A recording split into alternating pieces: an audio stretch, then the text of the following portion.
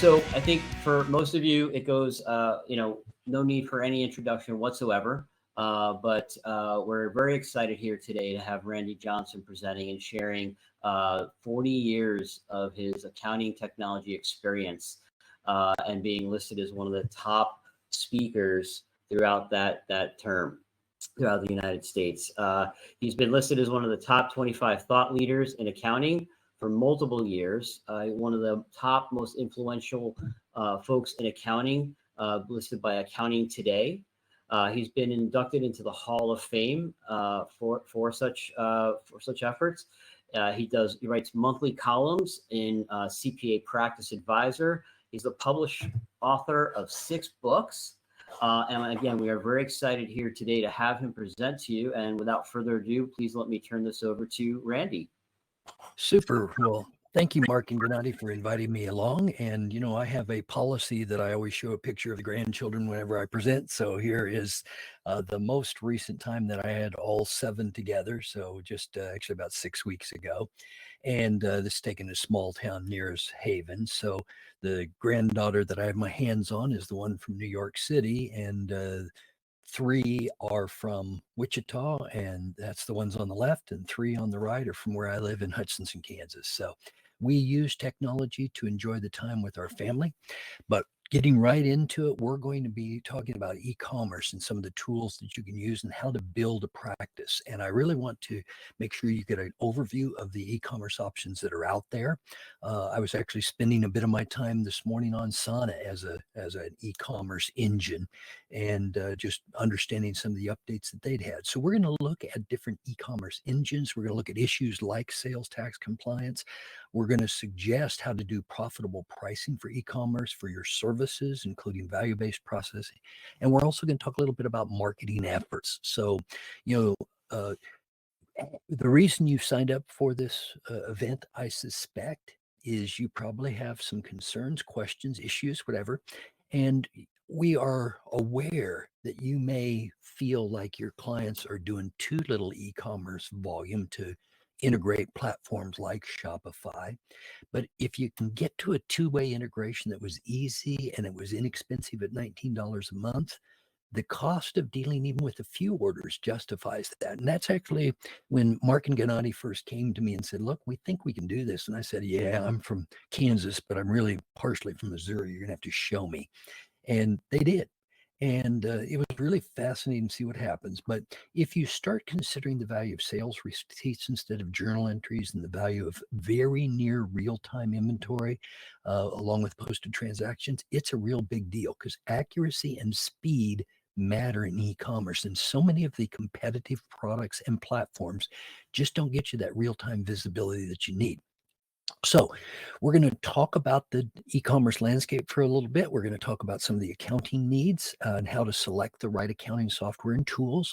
Since I don't have a background on many of you, other than knowing that some of you are probably pro advisors and some of you are probably zero advisors and Intacct advisors and so forth, probably an accounting platform, but you may not have a lot of e-commerce experience. We're going to try to take it all the way through the stack so you can actually build a successful practice this way. We're going to talk a little bit about pricing and marketing and how to build these strong client relationships as you're building these e-commerce practices and how to expand your service offerings. We also know you're going to have to stay up to date with industry regulations compliance, and we want you to embrace automation and technology to make your practice scalable along the way. So to build a profitable practice, a few pieces of guidance to get us started. We think you should limit your offerings as much as you can to allow focus, automate as much as possible with as few as tools as possible, begin with a few trusted clients to gain experience. Normally I have clients that I deal with and I say, look, I've not done this before, but we've got a working relationship. I'll work with you to make sure it's right. And that's how we build new service offerings in our own practice and have done that for 40 plus years. We want you to build and document your procedures for repeatability. Price your projects conservatively early on and probably be all the way through. We want you to make money and the client wants you to make money too, but they also don't want to be gouged. And we think if you can build a recurring revenue stream along the way, that's a big deal. Some practices do small contingency fees. And if you get a large volume client, that could pay off in a big way. That might be another way to get done. So this session is available for CPE. So for those of you that know that, you do have to have the questions in place, and your attendance today, because we're live, is going to get you. So, again, I'm just looking at so many of you on the list that I know.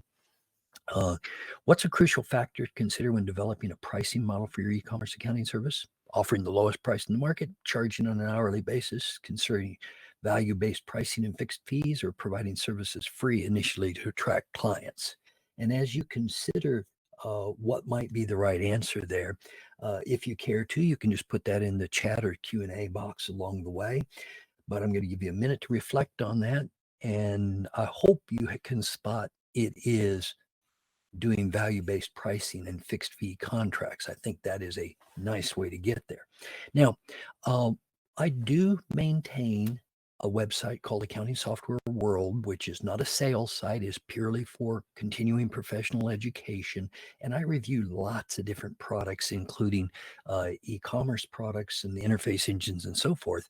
But here I covered the top accounting products in the market. And I'm going to suggest to you that if you're trying to build a collaborative e-commerce practice where you're doing perhaps client accounting services or advisory services, that you're going to want a platform that is interactive with your clients. These 9 that I've listed, I think, are the market leading ones in this particular area.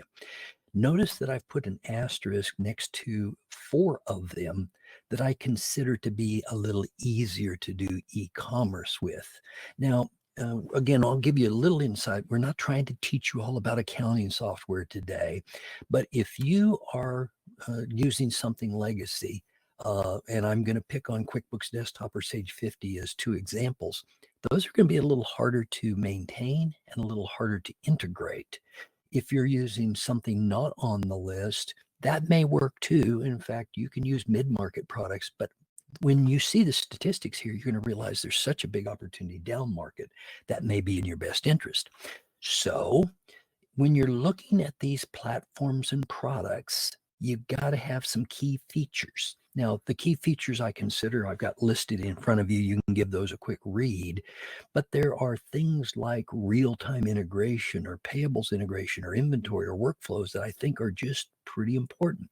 Not to mention financial and operational reporting and budgets and integration. There's so many things that are critical along the way. Now, these features in these platforms are trying to feed this rather large small business market in the United States alone.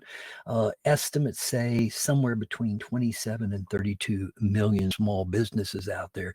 And it is real clear if you break this down by size that there's a significant number of the businesses. In fact, let's flip it around. There's only about 400,000 businesses that have more than 50 employees. So there's a lot of opportunity out there.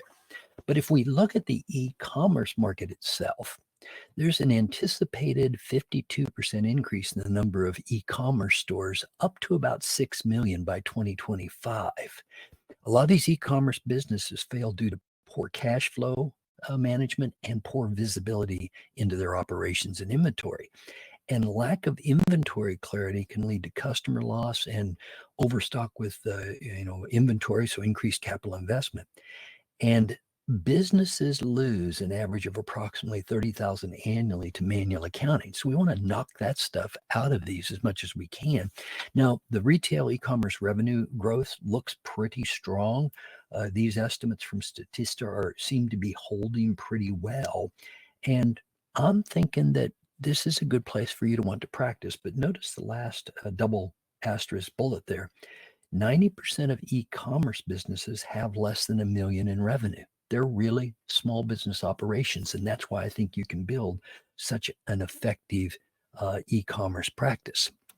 And so when we start looking at the US market alone, it's estimated there's about 3.9 million e-commerce companies today. So we're going to get a couple of million uplift there.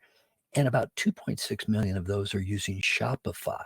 So it's a pretty large market. I've got the global numbers for you there as well. So if you're going to do e-commerce, who do you do it with? And there's lots of platforms. Now, for those of you that know me, you know that for decades I've been tracking products and their capabilities. And I just extracted a little bit from my tracking mechanism for BigCommerce and Adobe Magento and Shopify and WooCommerce and Volusion to show there were QBO and QBD and Xero and many others that we could integrate with. There's way more e-commerce solutions, but with Shopify's dominance, I thought it'd be helpful for us to just classify some of these. Now, remember, with e-commerce tools, many of these solutions use paid third-party integration platforms instead of native integrations. And you can integrate with most accounting apps, but it may not work as well as you want, and it might be pricey. It's going to break more often too.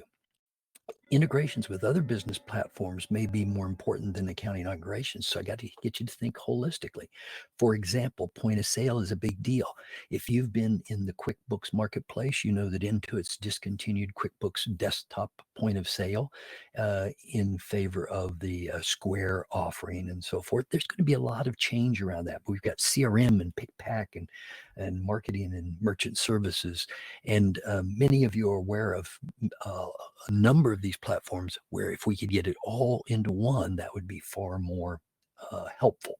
But you also want to look for key features in e-commerce like abandoned cart reports and transaction fees and third-party gateways and APIs and extensions and the ability to do omni-channel or multi-channel commerce. So if we take the 5 big competitors for just a minute with BigCommerce. BigCommerce works with QBO and Xero and NetSuite and FreshBooks and others, and they integrate with eBay and Amazon and Facebook, Instagram, Google Shopping, and Square. There's a couple of different versions here, Enterprise and Essentials. They're good for B2B and wholesale multi-channel consumer sales as well. They do international use, currency translation, and there's lots of consultants out there. So you'd have some competition in this area if you're not already a BigCommerce candidate, but their entry-level products only about $30, not a bad deal. For Adobe Magento, the Magento platform's been around quite some time. They do integrations, but they are paid uplifts for QBO, QBD, Dynamics 365, the legacy Dynamics GP or Great Plains, Xero, NetSuite, and then they also pick up Zapier and OneSAS. But the acquisition by Adobe has, helped them grow. There's a wide range of connectors to other platforms in the Magento marketplace, and again, a lot of partners out there. They have different plans in their pricing for small, mid-market, and enterprise, but they don't disclose their pricing on the website. You have to actually talk to somebody and develop a relationship before you can find that out. Volusion is another one of the products. It's one of the simpler offerings we discussed. The tools are very approachable for non-coders and small businesses, making it an interesting option. They have store hosting, which is included in their monthly subscription price. They have a partner program and a theme library. And again, $26 a month makes them a very viable alternative. WooCommerce would be another one that I could call out. They're an open source with a REST API. They use WordPress technology and integrate with Zapier and Facebook and Amazon. They have a store for purchasing extensions and store themes, and they have tools available for selling both physical and digital products. You'll have to license the software and purchase hosting services to use that, and there's a blog post that defines that. Now, as I get ready for this next one, I realized that, again, there's lots of other ones I could have commented on or covered. And, we're obviously working on the Zoho meeting platform today. Zoho has their e-commerce platform. And, I can keep going down more and more and more. There are dozens. I just pick the, top 5 or so leaders. But clearly market share right now, Shopify is the dominant player. They also, I said Square earlier, sorry about that. Shopify is Intuit's point of sale replacement. It seems to be one of the simpler offerings that we'll discuss. Again, the tools are approachable for non-coders, store hosting is included. There's a point of sale app as well. They have an API and tools to help you customize and market your store. And they have a partner program for consultants and resellers. Likewise, their plans start at about $29 a month. So if you start looking at the marketplace, and many of you I know through either the Sleater Group or through Joe Woodard's Scaling New Heights efforts as well. And in this particular case, I wanted to give you just a flavor of the competitive landscape that's out there. There's legacy products like Fishbowl and Unleashed that have been around. Of course, Joe is starting to promote Sin 7 in his Scaling New Heights group. There are tools that I've helped through the years. A good example there might be Cinder or Dext with their Commerce. And of course, major competitors here include ATX and QuickBooks built-in commerce piece. But I think the most easy to implement is We Integrate, and fitting the needs of the e-merchants. I think it's most fitting as well. So notice again the scale, the needs of e-merchants versus the needs of bookkeepers, and complication versus easy. So in any case, lots of competitors that you could look at in this particular space. But I wanted to pull We Integrate, Webgility, A2X, and QB's connector along because my Intuit is trying to get you to implement their system. And I think there's key features like tracking the sales by payment gateways and subaccounts, the instant automation at every pricing tier. And here, the speed matters. Being able to get this done in a matter of a few seconds as opposed to a few hours or a day or whatever. The reconciliation mechanisms, particularly for bank registers and sales receipts, the synchronization of fulfillment and inventory data, and the payout status all help with the cash flow pieces. And you can see, I think We Integrate is doing those jobs well. Competitors Webgility, A2X, and QB Connector have deficiencies in those areas. And again, I'm not one to throw stones at anybody. I'm happy for all of these products. But when you're doing the e-commerce practice, you're going to want to make sure you have all the features that your clients need. So I've pulled pricing from several different areas. You can see We Integrate's pricing, like I mentioned at the top of the event today, is about $19 up through $149. Webgility is running $129, $199. A2X has similar pricing to We Integrate, 19 up to about $69. And of course, the QB connector has unlimited usage for free. But I do want to note that the We Integrate customers that have switched from A2X and the QB connector cite that We Integrate's easier, more accurate, and overall better experience. And I like hearing those type of things. So we expect a big shift to e-commerce and a lot more entrepreneurship. I've written multiple articles over the last 7 or 8 months on running your own store and how to get it done and so forth. But the biggest problem I see with small e-commerce merchants is they struggle to grow because they don't have the time to address their most important issues. They waste too much time on the admin and back end. And frankly, a lot of the entrepreneurs that you're going to deal with lack the skills necessary to recognize and rectify the problems that cause e-commerce startups to fail. Now, take a pretty good look at these because these are the leading causes of startup failure on e-commerce. Properly investing into growth, outmaneuvering the competitors, improving poorly designed product pages.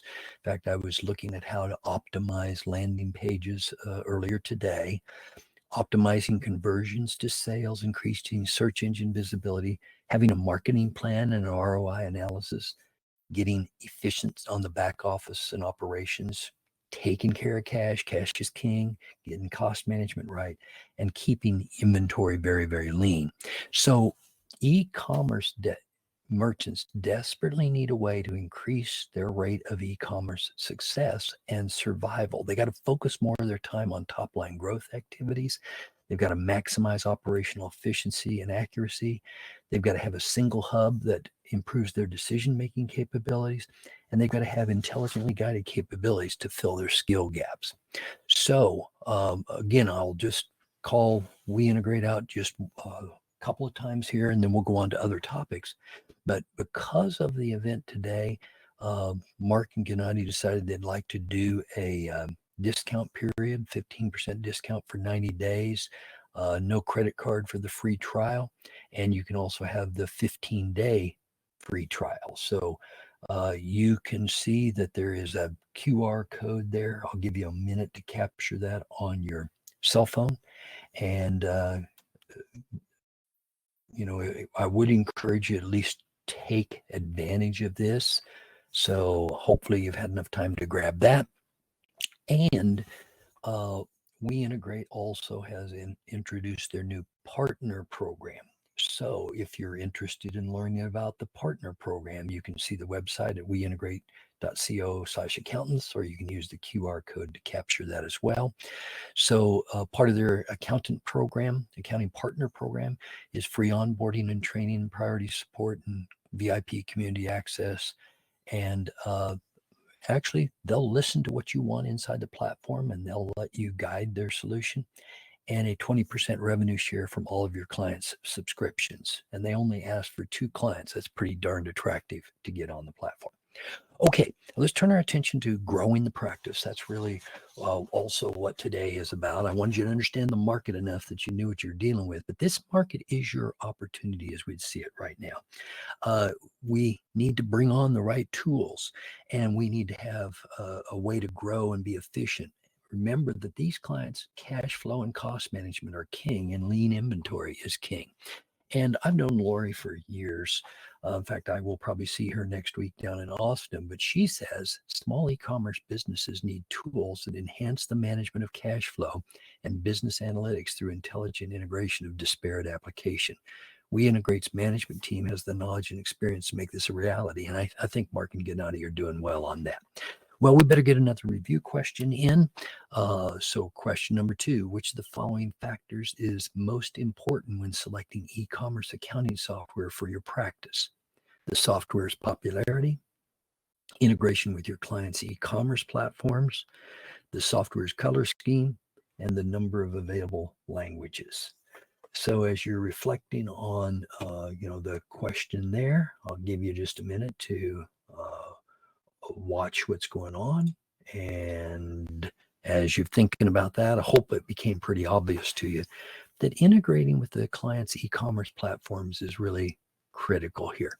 Now, if you can dictate the platform, I think that's actually better, but you're going to have to be thoughtful about which platform, which that you're dealing with.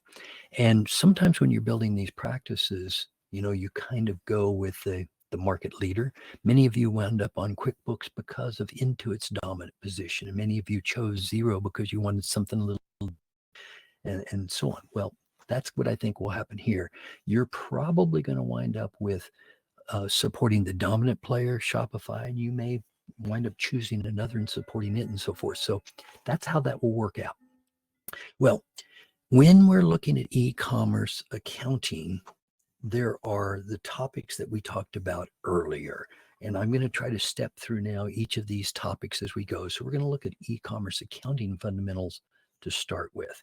Now, here, I think it's important that we track sales by gateway subaccounts, that we have instant automation at all the tiers, that we reconcile payments with bank registers and sales receipts, that we have the ability to do expense tracking, shipping, the other cost of sales, that we synchronize fulfillment and inventory data, that we have sales tax compliance, which is a big deal to get done right, that we have payout status visibility, and we have revenue recognition, particularly on products that are delivered over periods of time.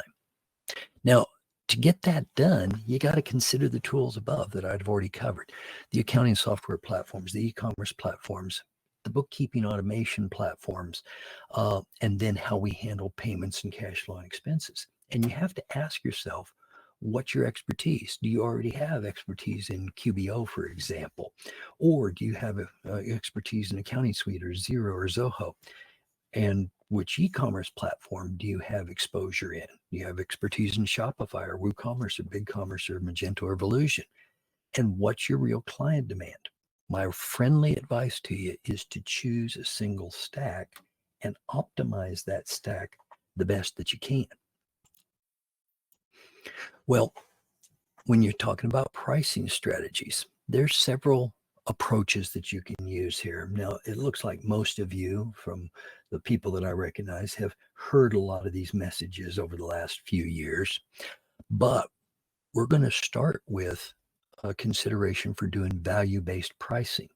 Uh, your time is valuable. Your client's time is valuable too. And we want you to get in a position that you're delivering great value and you can charge for the value. Personally, I try to charge for the value, but I do it on a fixed fee basis because I pretty much know what it's going to take to get the job done. And I don't want my clients to feel like they're nickeled and dimed, but then I create recurring revenue models. And we'll talk about those on the right here in just a minute. Now, certainly you can go after it in hourly rates. Particularly early on, it's not unusual that people do this so they don't lose their shirt, if you will, in some of the early engagements. But I'm going to suggest that, if you make an estimate of the work that has to be done and set that fee, you should be able to be profitable within the first few engagements. You may not make money in a large degree on the first few engagements if you price it wrong. But we can also coach you a little bit on how to price that. Some implementers like to sell blocks of hours. That way you're still charging hourly, but you're getting your money in chunks. That's not a bad way to do it. And by the way, I tend to do most of these with, deposits up front. Typically, I like to ACH the fees the month before I perform them. Remember, though, that you're also going to have project work, upgrades, and new capability deployment that's going to come along. To build the viability of your practice over time, you may want to have some sort of an ongoing support fee.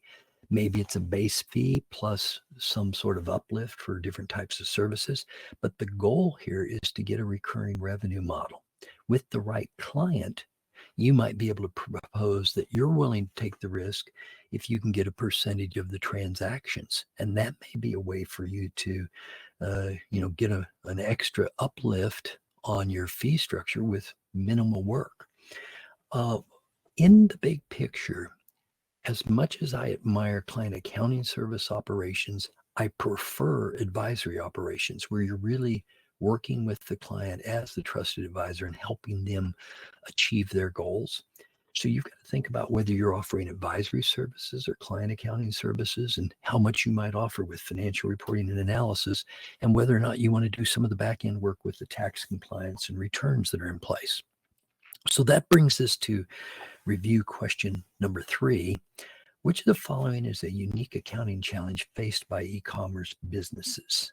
Sales tax compliance across multiple jurisdictions, calculating employee taxes, recording debt depreciation of fixed assets, or reconciling bank accounts.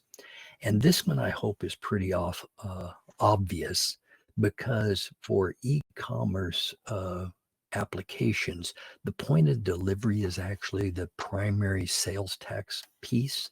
The engines that you use are going to have to be integrated with sales tax compliance engines, the likes of Avalara, which is very commonly used, or Wolters Kluwer's sales tax engines, commonly used in e-commerce engines, and so forth. The probability is you're going to have some sort of a combination like that.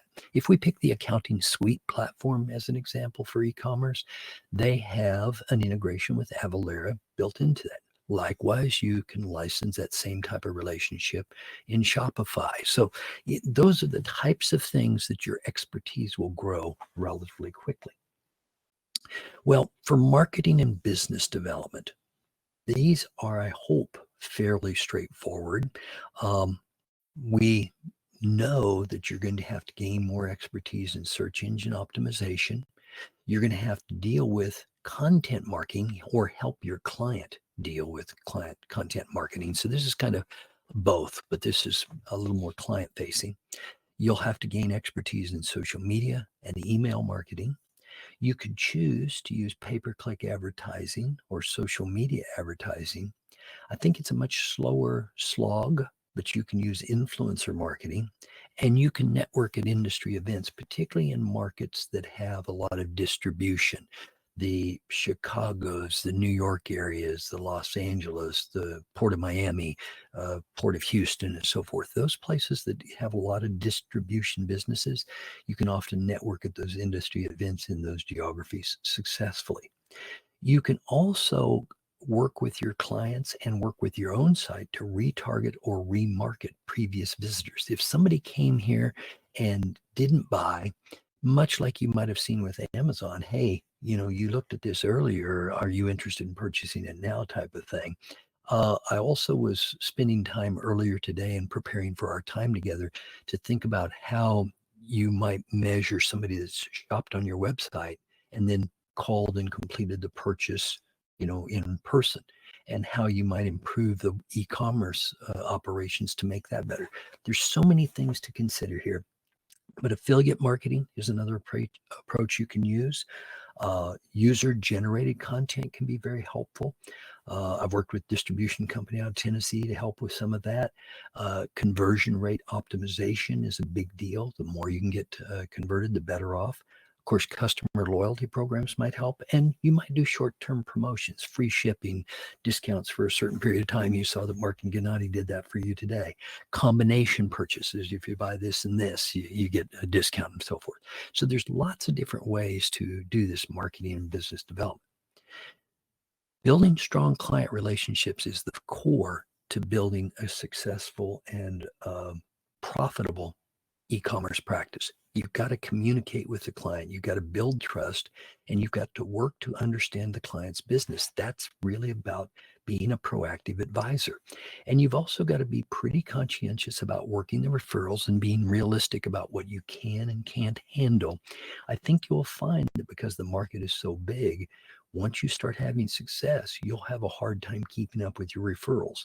Frankly, every practitioner that I know that's working the e-commerce market is pretty swamped. And that's why I believe there's a wonderful opportunity for you if you choose to go down this path. But we believe that being a proactive advisor is really the key here.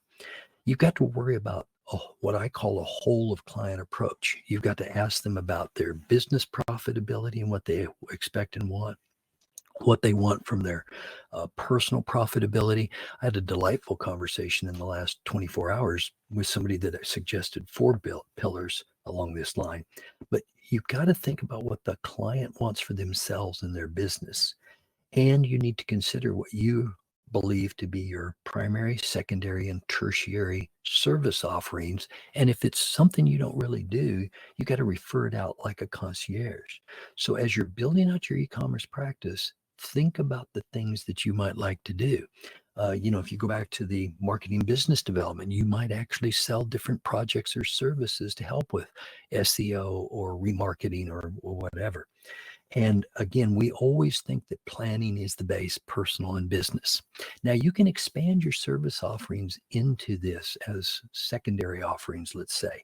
And it might be doing financial reporting or doing analytics, or it might be doing financial planning early on. I think you'll want to do cash flow management.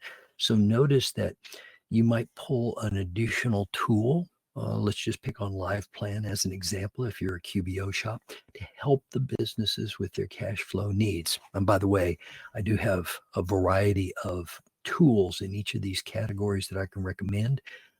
Mark and Gennady can get those to you if you request them. But we've already mentioned sales tax, but expanding into full client accounting services or providing payroll and AP services. Again, what I'm trying to get you to do is think about how to be a proactive advisor.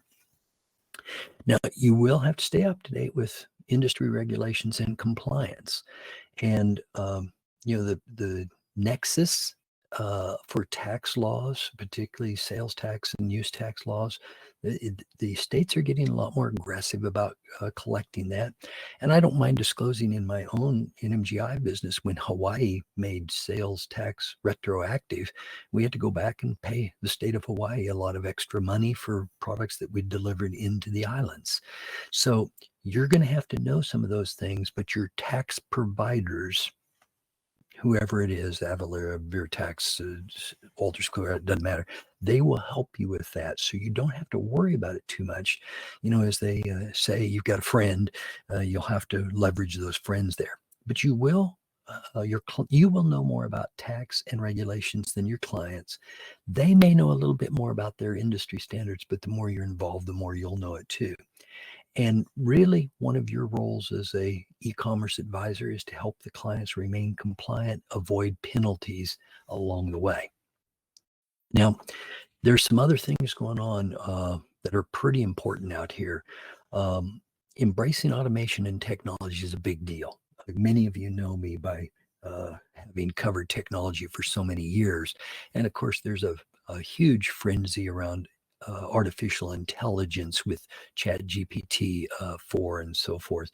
In the last 48 hours, I've heard a claim that 25% of all US businesses are currently using AI. It's got that much adoption. That kind of makes sense. It's a little bit of a stretch as I'd see it. But 100 million users have gone up on Chat GPT in the month of January of 2023. So we know it's coming of age. We also know that AI is being coded into a lot of these e-commerce engines, so you don't have to really do as much work. And they are also coding up some machine learning pieces as well. You can also do automation with robotic process automation. And as much as you can, enable all the direct interfaces. But the next bullet's critical when you're doing this. Make sure that you automate all of the backups. So have a very, very aggressive and comprehensive way of backing up your accounting product. Let's say it's QuickBooks, and your e-commerce product and your integration tools and so forth, because stuff goes wrong. And there are going to be times when you have to roll things back or figure out how to do that. And those backups make a lot of difference, particularly on these interfaces when they break. And along the way, this helps you increase efficiency and reduce errors, and in general, provide insights. So for our purposes, I think it's time that I ask you just review question number 4. Which of the following marketing techniques can help you effectively attract new e-commerce clients and promote your own practice? First one, ignoring social media presence. The second answer, focusing solely on traditional advertising methods. Third one, C, is implementing content marketing and sharing valuable information. And D, relying on word of mouth marketing. And as you think about these options, I hope it's pretty obvious to you that implementing content marketing and sharing valuable information would be a key here. Now, we are going to have time, and I had planned for that, but I forgot to say it early on, for a few questions, but I just want to get a summary and a couple of other things in for you. So we've got about 3 or 4 minutes more of key content. There are major competitors in small accounting e-commerce market. The accounting products of Accounting Suite and Intuit's QuickBooks Online and Xero and Zoho Books are all key players. The major competitors that provide e-commerce are the Shopify, the WooCommerce, the BigCommerce, the Magento and Volusion, and many more. And you can build a profitable practice by addressing the needs of this e-commerce market. Now, I do have the materials available. I've got a lot of stuff that I set aside, but I did build as I was trying to explain to Mark and Gennady what I was going to try to do. But I'm going to roll it back here now to this event promotion so you can pick up those QR codes if you happen to miss them earlier. If you're going to build a practice that involves Intuit QuickBooks Online and Shopify, one of the best integration partners that I found is WeIntegrate. There are many of them out there. You saw the grids earlier. But in any case, so I think Mark and Gennady, if you've got other things that you'd like to do, if you've got questions that have rolled in on the chat box, we can take those as well now. But I'll answer questions as well. I do want to say thank you to all of you who have attended, and we've got about 5 or 6 minutes for questions here. Fantastic. Thank you, Randy. That was an amazing presentation, and I'm sure everybody attending here today would agree, a wealth of information that will help in expanding and growing an e-commerce accounting practice effectively and profitably. At this time, if anybody has any questions, please go ahead and submit them, and we'll go ahead and queue those up for Randy. We'll give you guys a minute to get those in. And I'll roll these QR codes so you can see them. As I'd mentioned, I do have, quite a few supplemental materials if we need them. And I've got lots of resources here that we can work from. But, the accounting partner program for WeIntegrate is an option for you. That's the QR code there. And of course, this is today's special event promotion. Yeah, absolutely. And on that topic, yeah. So if anybody would like to kick our tires and give us a test drive, if you have any clients that might make sense, the special promotion, it's for today only. If you go ahead and register for the free trial, it's there's no obligation, there's no credit card needed. You just sign up for the free trial, you kick the tires for 15 days, and by taking action on that today, should you decide to proceed, which we're sure you will, after the 15-day trial. You'll qualify for a 15% discount for a 90-day period of time, which is pretty exciting. We would also, for anybody that it makes sense, we are, as Randy mentioned, we did launch our partner program that we're very excited about. And anybody interested, just go ahead and scan that QR code, submit the form. We'd love to connect with you on that afterwards as well. So I'm just going to mention, Mark, sorry to step over you there. Note that WeIntegrate is a .co, not a .com. So the QR code will take you to the right place, but just note that's a .co, not a .com. Yes. Yeah. Thank you. Okay. So we do have some questions here. I see there's one here in the chat box.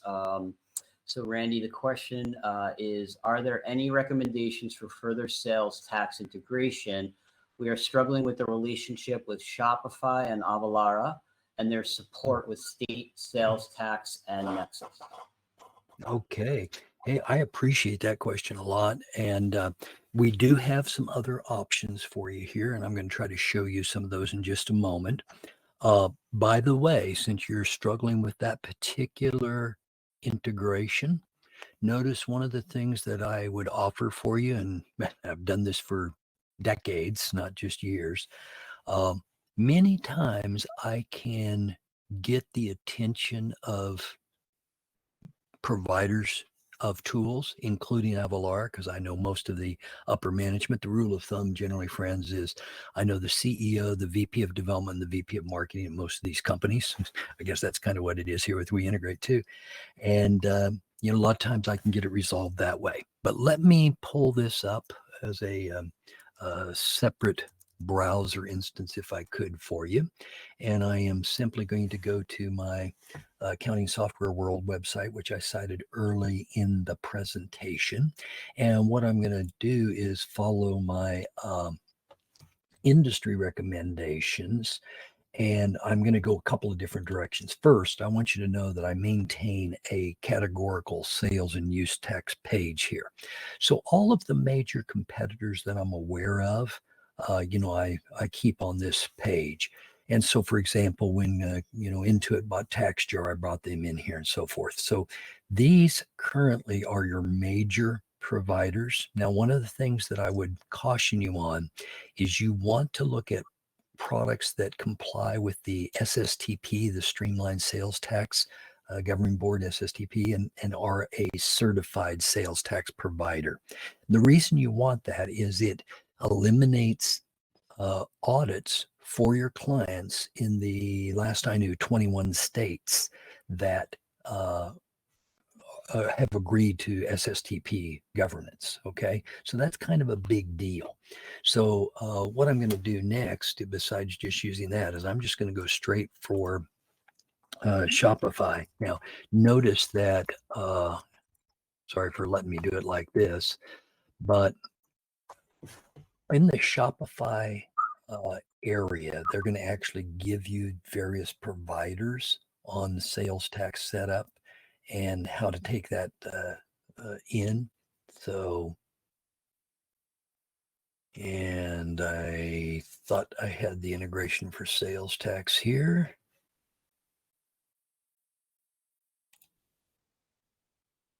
Sorry, the site has changed and I don't see my sales tax link on that. So here's what I like to do, Mark, if I could. If you give me a minute, I will see if I can locate that. If not, we'll email recommendations, because what I wanted to do is pick the Shopify recommended, and I was going to force order rank them for you because I wanted you to see them all. Sure. Yeah, absolutely. And we could certainly include that as a follow-up. You offered to share some of your tools as well. So maybe we can include that as a little package for everybody for attending today. We do have a couple more questions here. I can jump into one of them. So one of the questions here is, when it comes to value-based pricing, how would you recommend, or what are the best, what's the best approach to introducing this to existing clients? Now that's a nice question, and I've been through that cycle. Now I'm going to suggest a couple of things that work and a couple of things that don't work, so you don't make the same mistakes that I've made in the past. One of the toughest things for you to do will be to get legacy clients to adopt your value-based pricing, because you've probably been doing reactive hourly billing with them. So what I'm going to recommend first is that you define what it is that you want to have as your ideal client, how you bill for them, and new clients will go for this much more readily. And so work on your pricing model. I can send you pricing models on how to get this done, by the way, because I've taught that for a decade or more at this point, probably almost 20 years now that I think about it. But what I would do is say, look, if I was having a value-based discussion with a client, I'd say, look, I don't want to nickel and dime you on our efforts. What I want to do is agree to what we need to get done. And once I understand the needs, then I'll come back with an engagement to do that. And whether that becomes a fixed fee project or whether it's a project that is, recurring billing project, you can basically have a discussion that I think I can do it for this amount. And, we'll agree to that. Does that sound like a fair value to you? Is usually the question I ask. And if the client says no, well, then you've got to adjust what the value proposition is. Now, another rule of thumb that I've applied is set your value pricing where you know that you're going to make money at that level. And don't discount it if at all possible. Further, I like you to review your value-based pricing on a regular basis, at least every year. But normally what I'll do is I'll set an initial value price for a 90-day period and say, look, I'd like to start at this level with you, and let's see how it goes. And if, you're using far more resources, we'll adjust the price up. If you're using far less, we'll adjust the price down. Does that seem like a reasonable thing? Because again, neither one of us right now know what it's going to take. And what that'll allow you to do is, if you've really misestimated, you can adjust up and you've already set the expectation with the client. And by the way, it's okay if you broadly overestimated it to make adjustments down or not. And in that particular case, I think the client will feel like they're being treated fairly. And that's really the idea. If you're being a strategic advisor, you want to help the client know that you're on their side and that you're doing things that are in their best interest. I hope that helps. Awesome, Randy. Thank you. Thank you. Yeah. And we have time for a couple more questions. If anybody has any at this point, please feel free to submit them. In the meantime, we do have one regarding AI and automation. So the question here, Randy, is how do you see AI playing a role in the e-commerce accounting profession? Boy, this one is so fun. And I'm not going to go off the deep end with you here, but I am going to simply use ChatGPT here for just a minute. And what you'll discover very, very quickly is the capabilities in these type of tools is pretty stunning. And what you need to understand is that these tools are being built into the e-commerce models. But this particular tool, and I'm just going to use the GPT-4 version, and I'm going to use, hopefully, if it'll let me change that, thank you. We're just going to do a new chat here. And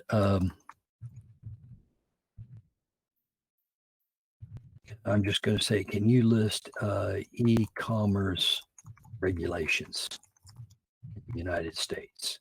Now, I'm not being very fancy about my query, but notice that these products, these large language model products, will come back and make suggestions as to what is needed. Now, I happen to be using ChatGPT, which has the limitation of only showing answers through September of 2021.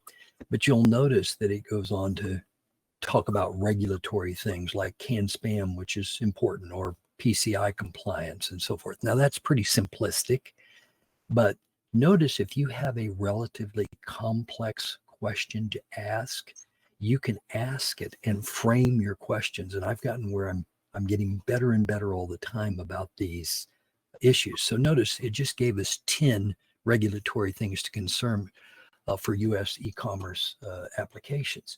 Well, it is available now, and you can use the Bing implementation of ChatGPT-4, which has all of the current regulations. So notice I'm going to go back with the same type of question here and simply say, give me the e-commerce regulations for the United States. And this is the model that uses all content up through current. And you'll notice we get a very similar response, but we get the citings behind it with Lexology and Shopify and UpCounsel and ICLG. And so if you've got questions that, are burning, the trick here is to learn how to frame those questions.